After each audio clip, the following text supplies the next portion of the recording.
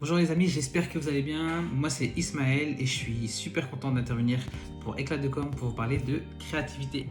La créativité, tout le monde la voit comme une grosse montagne et très clairement on va essayer de démolir tout ça. Tout simplement pourquoi? Parce que c'est beaucoup plus simple que ce qu'on peut imaginer. Officiellement, la créativité, c'est la capacité à trouver des idées nouvelles, à trouver un concept nouveau ou une solution nouvelle à un problème. Mais nous, on va balayer tout ça, on va se contenter du fait que la créativité, c'est le fruit de ton imagination. Pourquoi je te dis ça? Parce qu'aujourd'hui, on ne cherche pas à réinventer la roue. L'idée principale, c'est de transmettre un message. Donc la créativité dont tu as besoin, toi, c'est une forme. D'accord? Tu as le fond, tu as l'idée, mais tu as besoin de la forme. Comment tu vas retranscrire ton idée, ton message, et c'est ce qui est intéressant. Le premier conseil que je te donnerai, c'est de t'écouter. Parce que finalement, on a tous de l'inspiration. Mais ce qui nous freine, ça va être le regard des autres, où on va se dire, tiens, ça va pas plaire, etc. Et on va se mettre des barrières. Et finalement, c'est ça qui nous tue. La première chose, c'est se détacher de ce que l'on voit. Parce que très clairement, ça nous nourrit, c'est une bonne chose, d'accord? Donc l'idée, c'est pas forcément de ne pas regarder ce qui se passe ailleurs, c'est très très bien parce que ça vous donne une culture générale et ça vous donne un peu les tendances.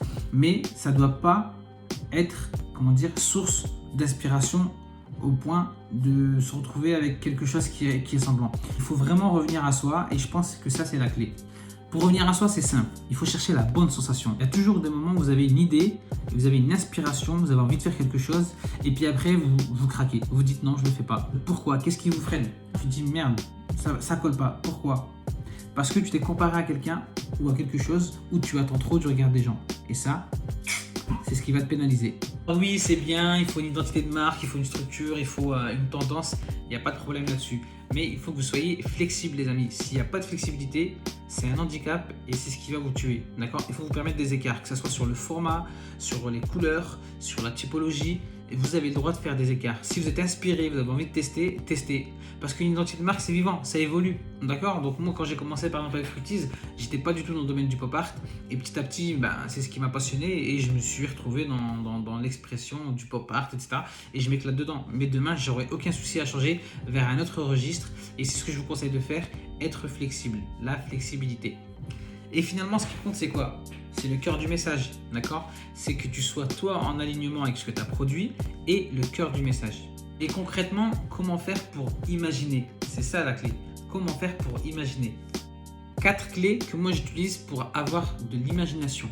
La première, c'est l'univers. Je m'invente un univers et on va aller dans le détail.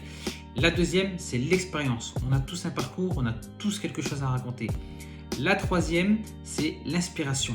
D'accord? Et la quatrième, c'est la problématique que tu veux résoudre. L'univers, l'expérience, l'inspiration et la problématique. Ton univers, ça peut être autour de ta passion. Ça peut être une ambiance cinéma, un hobby. T'aimes bien l'équitation ou une cause par exemple comme l'environnement, l'humanitaire ou une thématique qui te tient à cœur, et tu peux foncer dedans. Moi par exemple j'ai choisi le pop art parce que ça m'éclate pour Fructis et pour mon profil à moi je suis plus dans le cartoon. Concentre-toi sur aujourd'hui ce qui peut te faire vraiment plaisir dans ça, dans un univers que tu peux créer. Pour le contenu, tu as besoin de te ressourcer au sein de ton expérience. Tu as forcément une expérience sociale, quelque chose qui t'est arrivé dans la journée, quelque chose qui a été bénéfique ou tu as tiré une leçon, quelque chose qui t'a permis d'observer et d'analyser. Et bien utilise cette expérience là. Au quotidien, tu vas chercher du pain, il y a quelque chose qui peut te parler. Moi personnellement, je m'inspire beaucoup de mon parcours professionnel parce qu'il y a énormément de choses que j'ai appris sur le terrain, que ce soit au sein de Danone, au Orangina ou quand j'étais déjà à mon compte depuis 2007. Donc je m'inspire énormément des problématiques que j'ai pu avoir ou des choses sur lesquelles j'ai bloqué. Et ça me donne plein de clés, plein d'astuces, plein d'inspirations sur des sujets qui sont intéressants. Et je peux partager à la fois des échecs qui sont des apprentissages et des succès, et je m'inspire vraiment de ça. Donc basez-vous aussi sur votre expérience pour avoir un maximum d'inspiration. Pour l'inspiration justement, qui était le troisième point, moi j'utilise beaucoup de books, donc je lis souvent j'essaie de lire un maximum de livres. Quand j'ai pas le temps, je fais du Cooper, donc c'est une application qui vous permet d'avoir un résumé du livre, donc avec l'idée principale du livre. Là c'est fort inspirant. Je lis des blogs, je lis des articles sur mathématiques. Je m'inspire aussi des formations, comme je me forme. Et l'idée, c'est quoi? C'est de séquencer tout ça. Quand je lis un livre, je vais séquencer le chapitre. Tiens, le chapitre, il va parler de telle thématique.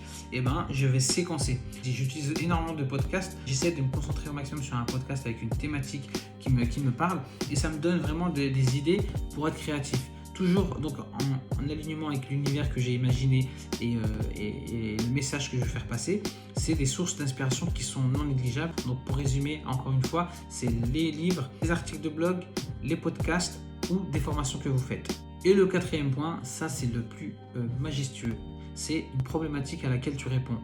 Tu es coach, tu es community manager, tu es graphiste, ce que tu veux, il y a forcément un problème auquel tu réponds. Et ça, c'est ce qui va te permettre d'être créatif. Tu peux imaginer 1000 choses. Les web développeurs, tu peux très bien faire une figurine avec un ordinateur qui est cassé. L'idée, c'est de l'illustration. Il faut que tu sois vraiment libre dans ton imagination. Et encore une fois, si tu te détaches du regard des gens, tu vas tester des choses et tu vas voir ce qui marche et ce qui te plaît. Parce que c'est bien beau de faire pour les autres, mais il faut que ça te plaise, il faut que ça te convienne. Et pour finir, forcément, c'est la phase outils. Donc aujourd'hui, on a la chance d'avoir des outils qui sont super quali. Moi, personnellement, j'utilise Canva pour toutes mes créations parce que de 1, c'est sauvegarde en ligne, j'aime beaucoup la fluidité. Mais tu peux utiliser Illustrator, Photoshop, Trello, ce que tu veux. Le principal, c'est que tu sois à l'aise. J'espère que cette petite vidéo pour Éclat de com vous aidera et que vous allez pouvoir vous débloquer votre créativité, toujours en centrant le tout sur votre objectif final. Donc c'est le message qui compte et la forme, c'est à vous de la choisir, la définir. Prenez du plaisir dans votre créativité et dans vos créations. C'est la clé, prenez du plaisir. Arrêtez de chercher à plaire aux autres. Le message, ok, il doit être à l'écoute du besoin de votre audience, mais la forme, c'est vous les maestros, c'est vous les maîtres. Ok ? Bonne soirée à tout le monde et encore une bonne année. Salut!